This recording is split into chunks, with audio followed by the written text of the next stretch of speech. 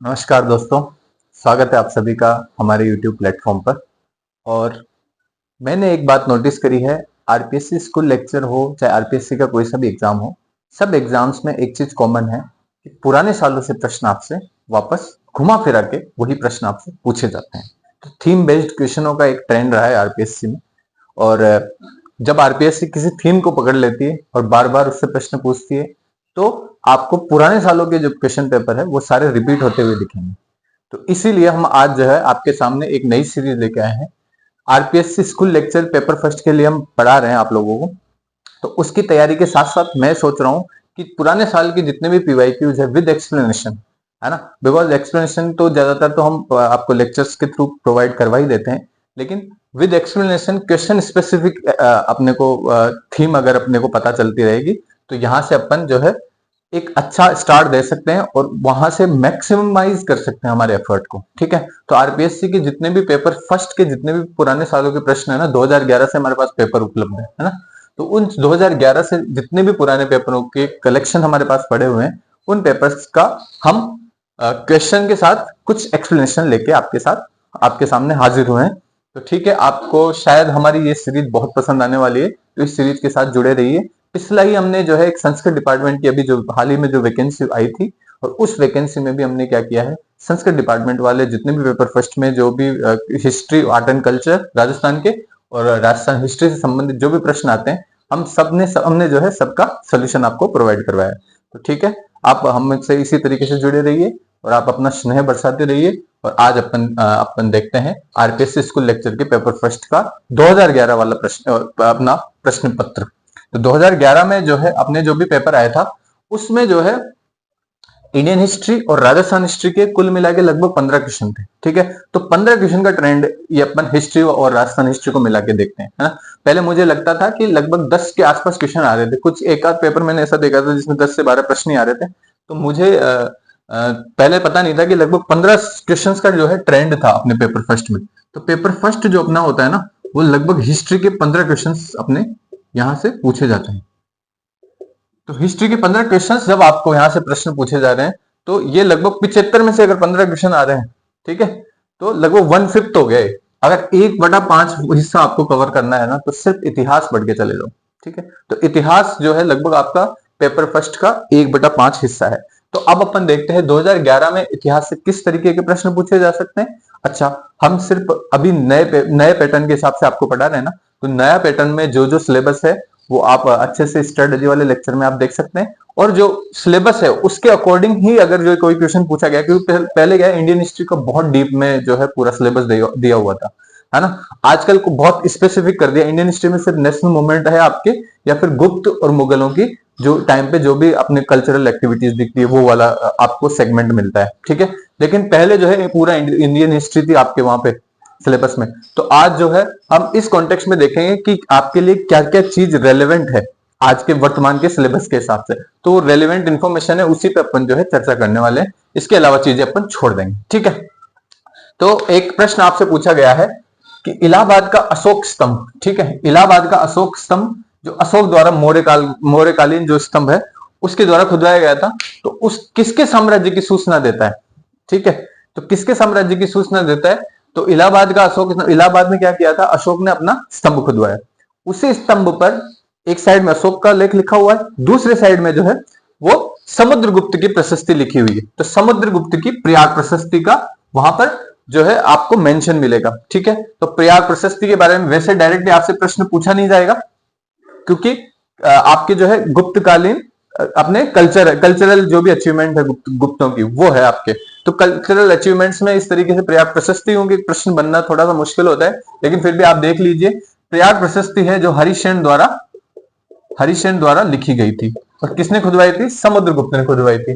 तो इलाहाबाद का अशोक स्तंभ किसके साम्राज्य की सूचना देता है, वो साम्राज्य की सूचना देता है अपने समुद्रगुप्त के साम्राज्य की। ठीक है, तो हरिसेन द्वारा समुद्रगुप्त की जितनी भी राजनीतिक विजय हुई थी उस समय, ठीक है, तो पॉलिटिकल विक्ट्री, राजनीतिक विजय, समुद्रगुप्त की राजनीतिक विजयों का उल्लेख कौन करता है, अपने प्रयाग प्रशस्ति करती है। तो ये इंपॉर्टेंट आपके सामने ये महत्वपूर्ण हो जाता है। लेकिन प्रयाग प्रशस्ति में आपको सिर्फ ये ध्यान रखना है कि हरिसेन द्वारा खुदवाई गई थी, और समुद्रगुप्त की जितनी भी उस टाइम की पॉलिटिकल अचीवमेंट थी, राजनीतिक जो विजय थी, उनके बारे में उल्लेख कौन करता है, अपना प्रयाग प्रशस्ति करती है। तो ये प्रश्न आपसे ऐसा पूछा जा सकता है।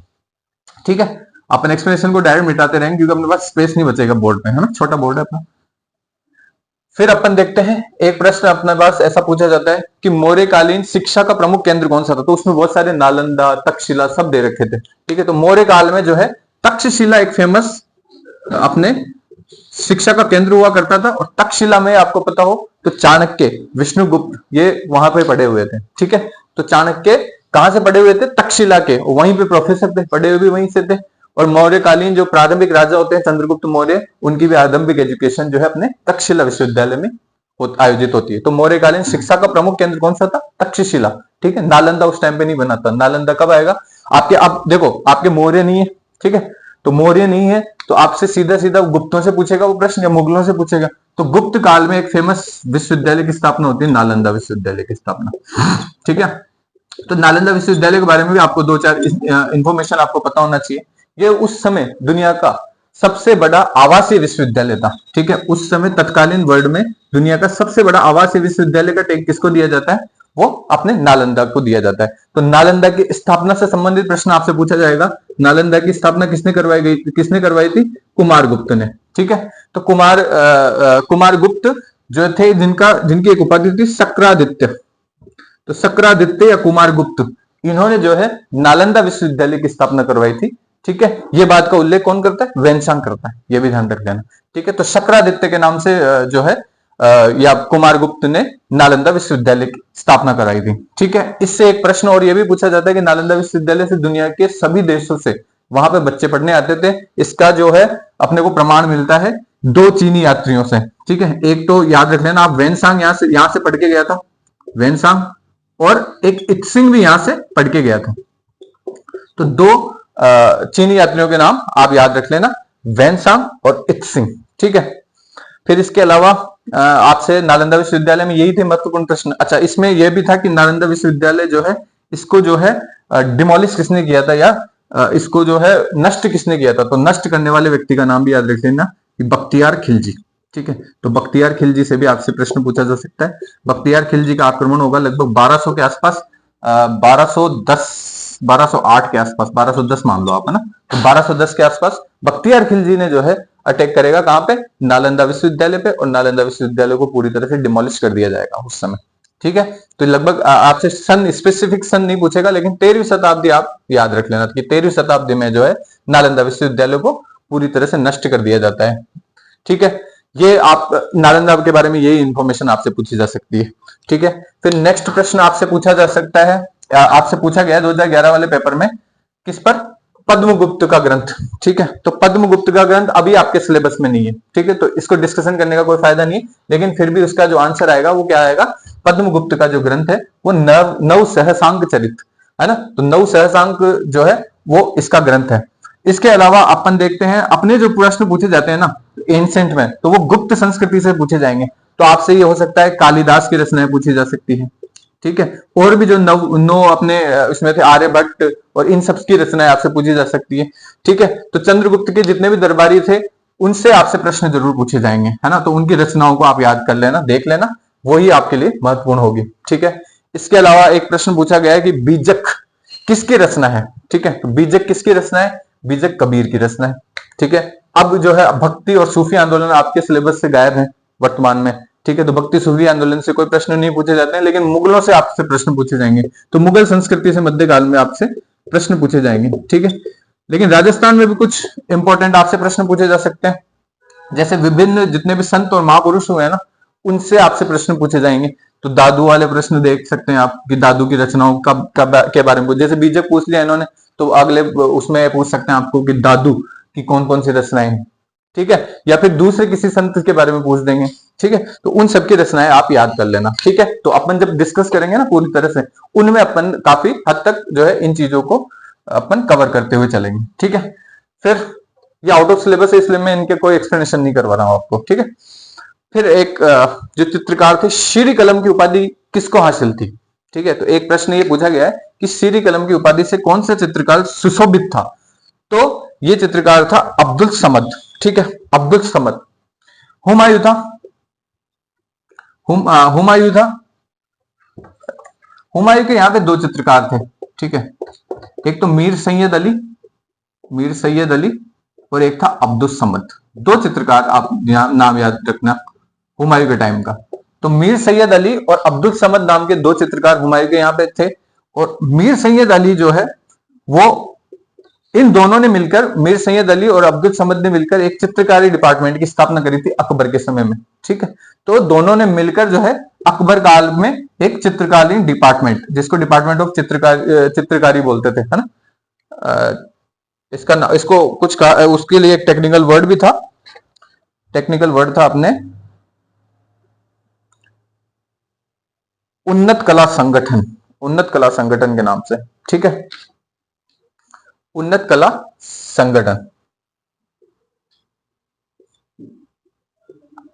संगठन। कभी कभी पूछ सकते हैं, वैसे तो नहीं पूछेंगे आपसे, लेकिन फिर भी पूछ लें। तो उन्नत कला संगठन नाम से जो है एक डिपार्टमेंट की स्थापना कराई गई थी, ठीक है। मीर सैयद अली और अब्दुल समद दोनों मिलकर, ये थे हुमायूं कालीन चित्रकार, लेकिन अकबर के समय जो है ये डिपार्टमेंट की स्थापना होती है। तो ये आप ध्यान रख लेना। और अब्दुल समद को शीरी कलम की उपाधि दी गई थी। किसकी उपाधि दी गई थी? शीरी कलम, ठीक है। और मीर सैयद को नादिर उल अस्र की उपाधि दी गई थी, नादिर उल अस्र, ठीक है। तो ये दोनों उपाधियां भी याद रख लेना, क्योंकि कभी भरोसा नहीं है, कभी प्रश्न पूछ ले इनसे।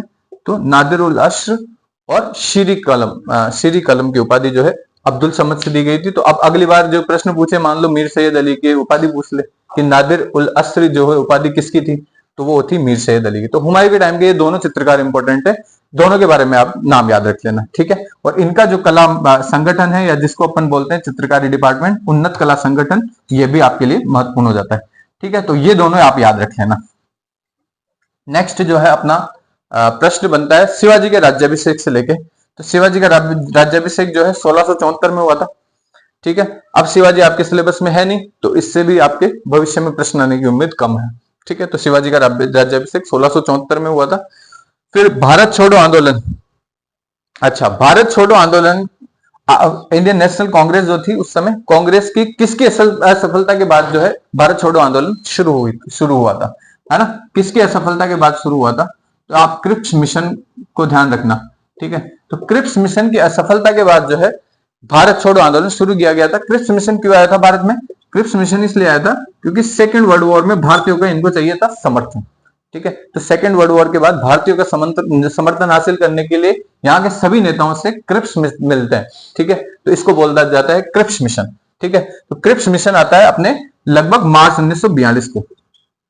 मार्च 1942 की तिथि भी याद रखना आप। तो मार्च 1942 को जो है क्रिप्स मिशन आता है, और ये भारतीयों को कन्विंस करने के लिए आता है कि आप सेकंड वर्ल्ड वॉर में अंग्रेजों का सहयोग करें जर्मनी के खिलाफ, ठीक है। तो जर्मनी के खिलाफ अंग्रेजों का सहयोग करने के लिए जो नीति लेके आता है, लेकिन भारतीयों को देने के लिए इनके पास कुछ था नहीं। भारतीयों को चाहिए थी आजादी ये देता नहीं। जब स्वतंत्रता नहीं देगा, हमारी मांगों को पूरा नहीं करेगा, तो ये जो मिशन है वो पूरी तरह से असफल रहेगा, ठीक है। तो क्रिप्स मिशन पूरी तरह से असफल रहेगा। उसी के बाद जो है गांधी जी द्वारा भारत छोड़ो आंदोलन की शुरुआत की जाएगी, ठीक है। तो ये था अपने क्रिप्स मिशन की स्टोरी। बाद में अपन जो है इसको और अच्छे से डिटेल में पढ़ेंगे, है ना। उस समय अपन और बेहतरीन डिस्कशन कर लेंगे इस पर। फिर एक प्रश्न ये भी पूछा गया था कि हिंदू मुसलमानों की एकता का सुअवसर 100 वर्ष में भी आपको नहीं मिलेगा इसके अलावा, ठीक है। तो ऐसा कोई स्टेटमेंट एक से पूछा गया था कि ये जो खिलाफत आंदोलन मूवमेंट है, जो खिलाफत का आंदोलन है, उसमें जो है हिंदू मुसलमानों की एकता का इतना बड़ा जो सुअवसर है वो 100 वर्षों के बाद भी नहीं आएगा। तो ये ऐसा स्टेटमेंट जो है गांधी जी द्वारा दिया गया था, ठीक है। किसके द्वारा दिया गया था? गांधी जी द्वारा दिया गया था। हिंदू मुसलमानों की एकता का ऐसा सुअवसर 100 वर्षों में भी अपने को प्राप्त नहीं होगा, ठीक है। तो खिलाफत मूवमेंट के बारे में भी थोड़ा सा जान लीजिए आप। खिलाफत जो आंदोलन है वो जो है, जब फर्स्ट वर्ल्ड वॉर होती है, तो फर्स्ट वर्ल्ड वॉर के बाद क्या हुआ? पहला विश्व युद्ध होगा।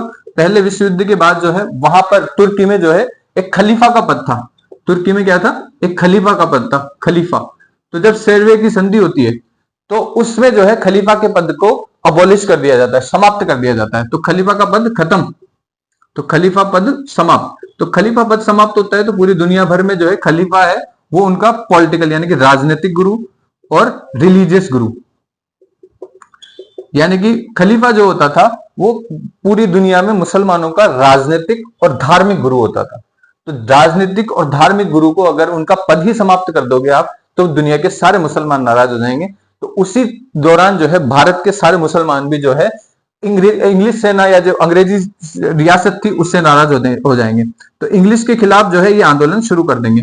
इंग्लिश खिलाफ जब आंदोलन शुरू करेंगे तो गांधी जी ने देखा इसको एक सुअवसर के तौर पर। किस अवसर के तौर पे? एक अच्छा अवसर है जिसमें हिंदू और मुसलमानों की एकता स्थापित की जा सकती है। तो इस वजह से जो है ये एक राजनीतिक धार्मिक आंदोलन था खिलाफत अंग्रेजों के विरुद्ध मुसलमानों द्वारा। लेकिन बाद में जब गांधी जी इसको ज्वाइन कर लेंगे, गांधी जी के ज्वाइन करने के बाद ये जो है हिंदू मुस्लिम एकता का एक बहुत अच्छा आंदोलन बनता है। ठीक है, तो ये खिलाफत आंदोलन था। तो इसी आंदोलन के दौरान जो है गांधी जी ने यह बात कही थी कि हिंदू मुसलमानों की एकता का ऐसा सुअवसर 100 वर्षों में भी आपको नहीं प्राप्त होगा। ठीक है, तो इस वजह से ये बात कही गई है। ठीक है, तो ये भी एक प्रश्न पूछा गया है। फिर सुभाष चंद्र बोस का एक प्रश्न पूछा गया है कि आईएनसी की यानी कि इंडियन नेशनल कांग्रेस की कितने बार अध्यक्ष रह चुके हैं सुभाष चंद्र बोस? तो ये भी एक प्रश्न था कि कितने बार रह चुके हैं? 2 बार रह चुके हैं। ठीक है, 2 बार कब कब रहे हैं? एक बार 1938 में रहे हैं हरिपुरा में, हरिपुरा अधिवेशन हुआ था 1938 में, तो हरिपुरा में रहे थे। और एक बार वो रहे थे 1939 में, कहां पर? त्रिपुरी में। तो त्रिपुरी और हरिपुरा, ठीक है, त्रिपुरी और हरिपुरा में जो है अपने सुभाष चंद्र बोस 2 बार भारतीय राष्ट्रीय कांग्रेस के अध्यक्ष रहेंगे। ठीक है, तो अब इसको भी अपन डिटेल में बाद में देखेंगे। फिर एक इंडियन हिस्ट्री से प्रश्न आया था कि चंद्रशेखर आजाद की कहां गोली मारकर हत्या की गई? ठीक है, तो चंद्रशेखर आजाद की, अब ये क्वेश्चन हुआ था डिलीट उस टाइम पे। ठीक है, तो डिलीट हुआ है ये क्वेश्चन। तो चंद्रशेखर आजाद की गोली मारकर हत्या की गई थी। ठीक है, तो गोली मारकर हत्या नहीं की गई थी चंद्रशेखर आजाद की। चंद्रशेखर आजाद ने खुद को गोली मार ली थी। तो चंद्रशेखर द्वारा जो है वो आत्महत्या करी गई थी। अंग्रेजों के खिलाफ जो है वो हमेशा आजाद रहना चाहते थे, अंग्रेजों से जो है कभी भी जो है अंग्रेजों की गिरफ्त में नहीं आना चाहते थे। इसलिए उन्होंने अपने आत्मसम्मान में स्वयं आत्मदाह कर लिया या स्वयं आत्महत्या कर ली थी। ठीक है, गोली लगाकर। तो ये था चंद्रशेखर आजाद की स्टोरी। ये जो वहां पर प्रयाग और इलाहाबाद में जो है अल्फ्रेड पार्क है वहां पे, तो अल्फ्रेड पार्क में जो है ये फंस गए थे। ठीक है, चारों तरफ से अंग्रेजों ने इनको घेर लिया था, अंग्रेजी सेना ने। तो उस समय जो है उन्होंने आत्महत्या कर ली थी गोली मारकर। तो ये इस वजह से जो है क्वेश्चन ये डिलीट हुआ था, क्योंकि गोली मारकर हत्या किसी ने की नहीं उनकी, है ना। वो आजाद थे, आजाद रहेंगे। तो ये उनका फेमस डायलॉग भी था कि मैं आजाद हूं, आजाद रहूंगा हमेशा। ठीक है, फिर विदेशी शासन कितना भी अच्छा क्यों ना हो वह स्वराज्य की बराबरी नहीं कर सकता, ऐसा स्टेटमेंट किसने कहा था? तो ये भी एक प्रश्न आया हुआ है आपका कि विदेशी शासन कितना भी अच्छा क्यों ना हो वह स्वराज्य के बुरे से बुरे शासन से भी जो है मतलब स्वराज्य का बुरे से बुरा शासन भी है ना, विदेश का कितना भी अच्छे से अच्छा शासन क्यों ना हो, वो दोनों जो है उनका कोई कंपैरिजन नहीं हो सकता। स्वराज्य का शासन ही अच्छा होता है हमेशा। तो ये बात कही थी दयानंद सरस्वती जी ने। तो दयानंद सरस्वती जी के बारे में, क्योंकि आपके है सिलेबस में रेनासा, इंडियन रेनासा करके, यानी कि भारतीय पुनर्जागरण आपके सिलेबस में है। तो इंडियन रेनासा में जो है दयानंद सरस्वती का नाम आप याद रख लेना कि आर्य समाज की स्थापना इन्होंने की थी, आर्य समाज की स्थापना। तो आर्य समाज आपके लिए इंपॉर्टेंट है और बहुत अच्छे से अपन आर्य समाज को तैयार करेंगे। ये 1875 की घटना है। ठीक है, 1875 में जो है आर्य समाज की स्थापना किसने करी थी? दयानंद सरस्वती ने करी थी। फिर इसके अलावा देखो इंडियन हिस्ट्री से उस समय जो है 11 प्रश्न पूछे गए। अब देखो आप इंडियन हिस्ट्री से 2011 का पेपर है, 11 प्रश्न इंडियन हिस्ट्री से आए, 4 प्रश्न राजस्थान हिस्ट्री से आए। ठीक है, आज जो है पूरी दशा बदल गई है। आज जो है अभी कल परसों अपन ने संस्कृत का पेपर डिस्कस किया, उसमें जो है 5 या 6 क्वेश्चन जो थे वो इंडियन हिस्ट्री से थे और बाकी के जितने भी क्वेश्चन थे लगभग 10, 11, 12 क्वेश्चन वो राजस्थान हिस्ट्री और राजस्थान कल्चर से थे। ठीक है, तो आज जस्ट उल्टा हो चुका है पूरा, है ना। तो राजस्थान से ज्यादा प्रश्न पूछे जा रहे हैं आपको कंपैरिजन में। अब अपन देखते हैं राजस्थान हिस्ट्री के प्रश्न। ठीक है, राजस्थान हिस्ट्री में जो है एक प्रश्न ये आया था कि अक्टूबर 1567 में अकबर ने चित्तौड़ का घेरा किया। तो चित्तौड़ घेरे में जो है कौन सा उस समय जो है राजा था वहां पे? चित्तौड़ का जो महाराणा था वो कौन थे उस समय? तो प्रताप नहीं थे, 1567 में। ठीक है, 72 से आएंगे प्रताप। ठीक है, तो उस समय कौन थे? उदय सिंह जी थे। ठीक है, तो ये उदय सिंह जी का प्रश्न पूछा गया है। उदय सिंह जी अब आपके सिलेबस में नहीं रहे, प्रताप है, महाराणा प्रताप है। तो महाराणा प्रताप से आपको प्रश्न वहां से पूछे जाएंगे डेफिनेटली। ठीक है, तो महाराणा प्रताप को मैंने लेक्चर में डिस्कस भी कर दिया है, तो आप वो लेक्चर भी आप जाके देख सकते हैं, है ना। महाराणा प्रताप काफी अच्छा डिटेल में अपन ने किया है। फिर इसके बाद अपन देखते हैं कि अजमेर में राजस्थान सेवा संघ, अजमेर जो है उसमें राजस्थान सेवा संघ की स्थापना किसने करी थी? वो करी थी विजय सिंह पथिक ने, या उसमें जो है अध्यक्ष कौन रहे थे? विजय सिंह पथिक। ठीक है, लेकिन वास्तव में जो राजस्थान सेवा संघ की स्थापना है ना, आरंभिक सेवा संघ जो था राजस्थान सेवा संघ, उसकी जो स्थापना है वर्धा में की जाती है। कहां की जाती है? वर्धा में की जाती है। कब की जाती है? 1919 में की जाती है। ठीक है, तो इसमें केसरी सिंह भारत भी थे अपने। केसरी सिंह भारत का नाम भी याद रख लेना आप। केसरी सिंह है, प्लस विजय सिंह पथिक तो है ही सही, पथिक जी, प्लस एक और नाम याद रख लेना आप, अर्जुन लाल सेठी। तो ये तीन जनों का नाम आप जरूर याद रख लेना, क्योंकि राजस्थान में अगर राजस्थान सेवा संघ से प्रश्न आते हैं तो घुमा फिरा के इन तीनों के नाम दे सकते हैं, या एक का नाम दे सकते हैं, या दो का नाम दे सकता है, या हो सकता है अर्जुन लाल जी का नाम दे दे, सिर्फ पथिक जी का भी नहीं दे, केसरी सिंह का भी नहीं दे। तो भविष्य में ऐसे प्रश्नों की भी उम्मीद की जा सकती है। तो राजस्थान सेवा संघ की स्थापना जो है वर्धा में की गई थी 1919 में। केसरी सिंह भारत, पथिक जी जिनको अपन विजय सिंह पथिक बोलते हैं, भूप सिंह और अर्जुन लाल सेठी, ये तीन लोग जो थे इसमें इनके संस्थापकों में से एक थे। अब आप देख लेना राजस्थान सेवा संघ से जो है आपसे जो प्रश्न पूछे जाएंगे उनको भी अपन जो है आगामी जो लेक्चर अपने आएंगे, ठीक है, उनमें राजस्थान वाले पोर्शन में जो है मॉडर्न अपना चालू होने वाला है, मध्यकाल लगभग खत्म होने वाला है, तो उसमें जो है अपन राजस्थान सेवा संघ को और डिटेल में देखेंगे कि इनके कहां कहां अधिवेशन हुए थे, सारी चीजें देखेंगे इसमें, है ना। फिर एक आया था कि 1927 में कुंवर मानसिंह के नेतृत्व में जो है एक किसान आंदोलन हुआ था करौली में। ठीक है, तो कुंवर मानसिंह के नेतृत्व में किसान, कहां पर किसान आंदोलन का आयोजन किया गया था? वो हुआ था करौली में। ठीक है, अब इसमें और ज्यादा डिटेल में आपकी चीजें हैं नहीं, लेकिन आप ये देख लेना कि कुंवर मानसिंह के अलावा कुंवर मदन सिंह भी आ सकता है आपके। ठीक है, तो कुंवर मान सिंह आ जाए चाहे कुंवर मदन सिंह, कुछ किताबों में इसको कुंवर मदन सिंह भी कहा गया, तो कुंवर मान सिंह आए चाहे कुंवर मदन सिंह आए, 1927 में करौली में किसान आंदोलन का नेतृत्व किसने किया था? इसने किया था, कुंवर मान सिंह ने या कुंवर मदन सिंह ने। ठीक है, दोनों अलग अलग नहीं है, दोनों एक ही है, ये भी ध्यान रख लेना। ठीक है, फिर इसके बाद ध्यान ये क्वेश्चन आएगा आपका कि ठाकुर कुशाल सिंह को शरण किसने दी थी? ठीक है, ठाकुर कुशाल सिंह आउवा के ठाकुर थे, तो आउवा के ठाकुर कुशाल सिंह को जब वो वहां से पलायन कर गए थे आउवा से, तो अंग्रेजी सेना से गिरने के बाद, तो उनको जो है शरण किसने दी थी? उनको शरण दी थी जोध सिंह कोठारिया ने। ठीक है, तो जोध सिंह कोठारिया का नाम भी आप याद रख लेना। तो कोठारिया सामंत जोध सिंह, उन्होंने जो है इनको शरण दी थी। तो ये था आज का अपना स्कूल लेक्चर पेपर फर्स्ट का 2011 वाला प्रश्न पत्र, और इसके बाद जो है अपन नेक्स्ट प्रश्न पत्र जो भी होगा हमारे, वो सब आपके सामने लेते आएंगे रहेंगे। और जो हमने एक जो नई सीरीज चालू की है पुराने पेपरों के पीवाईक्यूज को डिस्कस करने की, पेपर फर्स्ट के लिए, अभी के लिए, तो वो सीरीज को अपन जो है कोशिश करेंगे कंटिन्यू करें।